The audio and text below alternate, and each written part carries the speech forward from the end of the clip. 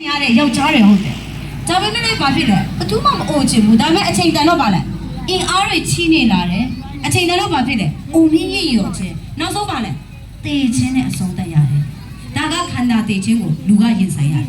နောက်ဆုံးတေချင်းကအရေးကြီးဝိညာဉ်တေချင်းဖြစ်တယ်နောက်ဆုံးတေချင်းကဘာလဲဝိညာဉ်တေချင်းအဲ့ဒါဘာကိုပေါ်ပြတယ်လဲဆိုရင်ဝိညာဉ်တေချင်းဆိုတာခြာဝရငရေမှာခြာဝရနေရတာကိုပေါ်ပြတာဖြစ်တယ်အဲ့ဒီဝိညာဉ်ကဘာမှလုပ်လို့မရတော့ဘူးအဲ့ဒီဝိညာဉ်ကဘေးကိုဆုံးမြုပ်သွားတယ်ငရေတစ်ခါလေးဆုံးမြုပ်သွားတယ်ဒီနေ့ကျမတို့ဖះကိုရှာဖွေတဲ့အခါမှာဖះနဲ့ဝေးသွားတဲ့အခါမှာငါရဲ့လူမျိုးကိုတိုးတက်အောင်ငါဘာလုပ်ရမလဲလို့ပြောတဲ့အခါမှာလူရဲ့အကြံအစီနဲ့ဗါလဲခွန်အားပလာနဲ့တက်ဆွမ်းတဲ့လောက်ကိုဘာလုပ်ရလဲစူးစမ်းအားထုတ်ရတယ်ဖះမပါသေးဘူးနော်ဖះမပါဘူးကိုယ့်ရဲ့အစွမ်းအစနဲ့လှုပ်ဆောင်ရတယ်ဒါပေမဲ့ဒီနေ့ဖះသခင်ရဲ့ချစ်ချင်းမေတ္တာကပါခြင်းတယ်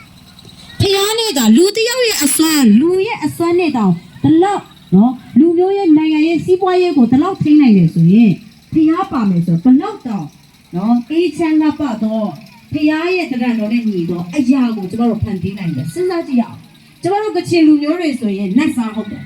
ကျမတို့နတ်စားတာဖြစ်ပြီးတော့ကျမတို့ကဗာလဲနှစ်ပေါင်း90မြောက်လို့ရှိရင်ကျမတို့ပျောက်သွားမယ်ဆိုတဲ့အမျိုးတွေဟုတ်တယ်ဒါပေမဲ့ယေရှုခရစ်တော်ဆိုတဲ့အသက်ရှင်တဲ့ဖះကိုကျမတို့ယုံကြည်လက်ခံတဲ့အခါမှာဒီနေ့ကချင်လူမျိုးဆိုတာကဘာမှနိုင်ငံတိုင်းမှာကြီးပွားတိုးတက်ပြီးတော့ရောက်ရှိတယ်ပညာတတ်တွေအများကြီးထွက်လာတယ်ဒါကကျမတို့အခုမြင်နေရတဲ့တက်တယ်ဖြစ်တယ်ကျမတို့ရဲ့အစွမ်းအစကျမတို့ရဲ့ယဉ်ကျေးမှုကျမတို့ကိုကျမရဲ့ဘာသာစကားကိုဘယ်တော့ပဲထိမ့်သိမ့်နော်ကျမတို့ဖះမပါတဲ့အခါမှာပျောက်သွားမယ်ဆိုတဲ့အမျိုးဖြစ်ပေမဲ့ဒီနေ့အသက်ရှင်တော့ဘုရားသခင်ကိုကျမတို့ရရှိတဲ့အခါမှာဒီနေ့အားလုံးမြင်တွေ့ရတဲ့အတိုင်းပဲကျမတို့ခံစားရတာဖြစ်တယ်ဒါကကျမလိမ့်နေပြီးတော့ပြောတာမဟုတ်ဘူးတမိုင်းရဲ့တက်တယ်ဖြစ်တယ်ဒါကဘုရားသခင်ရဲ့အသက်ရှင်ခြင်းကိုပေါ်ပြတာဖြစ်တယ်ဒါကြောင့်မိတ်ဆွေတင်းရဲ့အသက်တာထဲမှာဘုရားနဲ့ဝေးခြင်းကိုဒီအတိုင်းပဲထားတော့မှာလားဒီအကြောင်းအရာဖြစ်ပါတယ်နောက်တဲ့ပုံကိုကျမတို့ကြည့်ရအောင်ဒါဆိုရင်လူတွေကိုခဏချင်းကျိုးနဲ့နော်တဲတရုပ်ကိုကြည့်တဲ့အခါမှာလေနော်ယေရှုခရစ်တော်ကလွတ်ပေးနိုင်တယ်သူကပါဆိုင်လို့လွတ်ပေးနိုင်တာဒီအကြောင်းအရာဖြစ်ပါတယ်ဒါဆိုရင်ဘုရားသခင်ကကျမတို့လူတွေကိုဖန်ဆင်းပြီးတဲ့နောက်မှာအပြစ်တရားကိုဆုံးမြုပ်သွားတဲ့လူတွေအတွက်ဘာမှမလုပ်ပေးတော့ဘူးလားဘုရားကဘာမှမလုပ်ပေးတော့သူတို့အပြစ်နဲ့သူတို့ခံတယ်သူတို့ထိုင်တယ်သူတို့ပဲငါပြောသားပဲကြိုးစားလို့နော်မကြိုးစားဘူးဆိုတော့ခံပေါ့ဒီလိုမျိုးလားမဟုတ်ပါဘူးမိတ်ဆွေဒီနေ့ဘုရားသခင်ကကျမတို့လူသားတွေကိုတအားချစ်တယ်သူဆက်ချင်းကျမတို့ဆက်တွေ့တယ်ဘာနဲ့ဆက်တွေ့လဲပညတ်တရားနဲ့ဆက်တွေ့တယ်ဘုရားသာမကြိုက်ဘူးမလုပ်ပါနဲ့ဘုရားနဲ့ညီးဖို့အတွက်ဒါလုပ်ပါသူဆက်တွေ့တယ်ဒါပေမဲ့ကျမတို့သိရလားမသိရဘူးเนาะဒီအကြောင်းအရာဖြစ်ပါတယ်เนาะဒါပေမဲ့ဒီအလိုအရာနဲ့မတက်နိုင်တော့လူတွေအတွက်ဖះကိုယ်တိုင်ဆင်းကြွလာတော့ခရစ်စမတ်လရည်ဖြစ်ပါတယ်ယေရှုခရစ်တော်မွေးဖွားလာတယ်လူစားတိခံယူတယ်လောကမှာတက်တော်30ရောက်တဲ့အခါမှာနတ်ဆိုးတွေနင်ထုတ်တယ်အနာရောဂါဘောင်းဆောင်ကိုပျောက်ကင်းသက်တာစေတယ်မုန်တိုင်းကိုငြိမ်းစေတယ်ညတ်တော်တရားတွေဟောပြောခဲ့တယ်အနာရောဂါငြိမ်းစေခြင်းဆိုတဲ့နေရာမှာလည်းနော်ဖះဖြစ်တဲ့အတွက်ကြောင့်အကြီးကျယ်ဆုံးတော့တေတော်သူကိုရှင်မြန်ထမြောက်စေတေတော်ပြီအဲ့တော့ဗါတဲ့အသက်ပေးတယ်ဒါကိုလောကမှာရှိတဲ့ချိန်မှာသူလှုပ်ဆောင်ကြသွားတယ်အသက်ကိုပေးနိုင်တော့ဖះရှိတယ်ဆိုတာကိုသိစေတယ်ဒီအရာဖြစ်ပါတယ်ဒါဆိုယေရှုခရစ်တော်ကြွဆင်းလာလက်ဆိုးတွေကိုနှင်ထုတ်ဖို့ပဲလားယောဂဘုရားကိုပဲကုသဖို့ပဲလားယောဂကျမတို့လူချင်းချင်းအောင်ကုနိုင်တယ်ဒေါက်တာတွေတအားကောင်းနေတယ်ကျမတို့လက်ဆိုးကျမတို့ပိုင်ရဆိုင်ရာရှိရလူတွေလုံနိုင်တယ်ဒီအတွက်ပဲမဟုတ်ဘူးဒါပေမဲ့ယေရှုခရစ်တော်ကျမတို့လိုအပ်ချက်ကိုမလုပ်ပေးဘူးလားလုပ်ပေးတယ်မိတ်ဆွေဒါပေမဲ့လည်းယေရှုခရစ်တော်ကြွဆင်းလာခြင်းကအပြစ်ဆိုတော့ငရေသွားရမယ့်ခြင်းကလွတ်မြောက်ခြင်းဘုရားသခင်ရဲ့ခွင့်လွှတ်ခြင်းကိုခံစားနိုင်ဖို့အတွက်ဖြစ်ပါတယ်နောက်တစ်ပုံကိုကျမတို့ကြည့်တဲ့အခါမှာဗာမြင်ရလဲတော်ဘာဆိုဝါပုံတစ်ခုကိုကျမတို့တွေ့ရမှာဖြစ်တယ်ဒီအရာကကျမတို့ခံရမယ့်အပြစ်ဝတ်ကြွေးအတွက်ဒီနေ့ဘုရားသခင်ကားတိုင်ပေါ်မှာကျမတို့ရဲ့ကိုယ်စားတင်ကျွန်တော်သွားရမယ်ငရေကိုယ်စားယေရှုခရစ်တော်အသေးခံခြင်းဖြစ်တယ်ဒီအရာကိုကြည့်တဲ့အခါမှာကျမတို့ကြည့်လိုက်ရင်ယေရှုခရစ်တော်ဘေဘွားဝတ်ကြွေးမှမသိဘူးဒီခေတ်မှာဒီဘဝမှာလာဆက်နေရတာသနာပါတယ်နော်သူမှဝက်ကလည်းကြီးလိုက်တာဘာညာကျမတို့အမျိုးသမီးတွေညီးတဲ့အတန်ကျမဒီကနေကြားနေရတယ်နော်ဒီအရာဒီနေ့ကျမတို့ပြုလုပ်တဲ့အပြစ်အတွက်ဒါတင်ငရေကိုသွားရမယ်ဆိုဒီချက်ဆိုးသွားတယ်လေဒါတေးချတယ်နောက်တစ်ခုကထာဝရဖြစ်တယ်မိတ်ဆွေ ခဏလေးနဲ့ပြီးသွားမယ့်အရာမို့ခြောင်ရငရေထဲမှာဒါဆိုရင်ကျမတို့မနက်ကတည်းကမိုးလင်းကတည်းကကာရီကဝစီကမနောကနဲ့ကျိုးလွန်လိုက်တဲ့အပြစ်တရားတွေကိုအခုတည်းကစဉ်းစားကြည့်လိုက်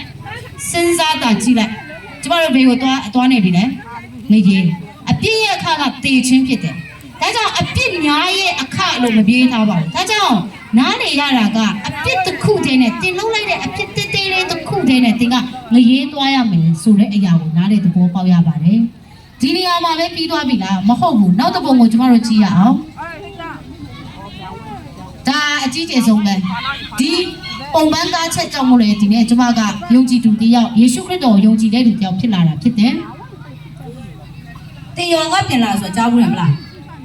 ဒါပေမဲ့အဲ့လူတွေကပြင်မတည်သွားဘူးလားပြင်တည်သွားတယ်ယေရှုခရစ်တော်ရဲ့အရာကတေချင်းကနေ3ရက်မြောက်တဲ့နေ့မှာရှင်ပြန်ထမြောက်လာဒီနေ့သူ့အုပ်ကူမှာဘာဆန်တော်အန်တော်ဘာမှမကြံခဲ့ဘူးဘာယုတ်ကလက်မှလည်းမကြံခဲ့ဘူးသူကအသက်ရှင်ပြီးတော့ရှင်ပြန်ထမြောက်တဲ့အခါမှာရက်ပေါင်း40လောကမှာလူတွေရက်ပေါင်း40ဆိုတော့တလကျော်လူတွေအများကြီးနဲ့ပေါင်းသင်းဆက်ဆံခဲ့တယ်အတူစားအတူတောက်တယ်မယုံကြည်တဲ့တပည့်တွေရှိတယ်အာတေတာနဲ့ပြန်ရှင်နေဆိုမဖြစ်နိုင်ပါဘူးဘေဖီယားမှလည်းပြန်ရှင်တာလည်းမတွေ့ဘူးပါဘူးဒီအရာကိုပြောတဲ့အခါမှာယေရှုခရစ်တော်ကပြောတယ်စိတ်မဆိုးဘူးလာပါနီးစမ်းကြည့်ပါငါလည်းကိုကြိုင်ကြည့်ပါငါယေရှုခရစ်တော်ဖြစ်တယ်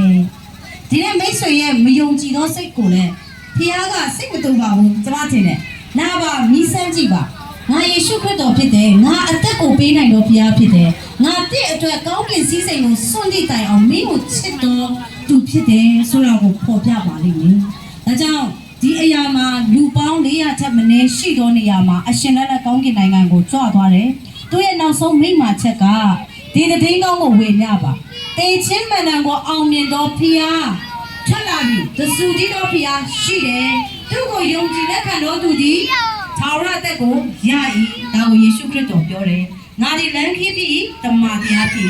ယေရှုခရစ်တော်ပေးထားတော်ဂတိတော်ဖြစ်ပါတယ်ဒါကြောင့်မိတ်ဆွေဒီနေ့တည့်ရဲ့အသက်တာချင်းမှာကိုမလွတ်မြောက်နိုင်တော့အရာအတွက်ဒီနေ့ယေရှုခရစ်တော်ဟာငါရဲ့ကယ်တင်ပိုင်ရှင်ဖြစ်တယ်လို့ယုံကြည်လက်ခံယုံနဲ့တဲ့နှလုံးသားထဲမှာယုံကြည်လက်ခံနေဆိုရင်ထိုထာဝရအသက်ဆိုတဲ့အရာဘုရားပြင်ဆင်ပေးတော့ကယ်တင်ခြင်းတရားတော်တွေကိုခံစားရမှာဖြစ်ပါတယ်ဒီကြောင့်မလို့ဒီနေ့ကျမတို့ဆန်းရွှေခွင်းထဲမှာမြည်တင်းနေထိုင်ကြတဲ့လူတွေလည်းမကြားဘူးတဲ့လူလည်းရှိမယ်ကြားဘူးတဲ့လူလည်းရှိမယ်နော်ဘယ်သူမှမကြားချင်လို့တော့မှမကြားရတဲ့အဖွဲ့လည်းရှိတယ်ဒါကြောင့်ဒီနေ့ကျမတို့ကကြားရတာဖြစ်တဲ့ကြောင့်ဒီကယ်တင်ခြင်းတရားကိုအားလုံးလက်ဝယ်ရရှိနိုင်ပါစေလို့ဆုမွန်ကောင်းတောင်းရင်းနဲ့ကျမရဲ့ဗနိုင်းကိုကြီးညာရနာပါတယ်ယေရှုတင်ပါတယ်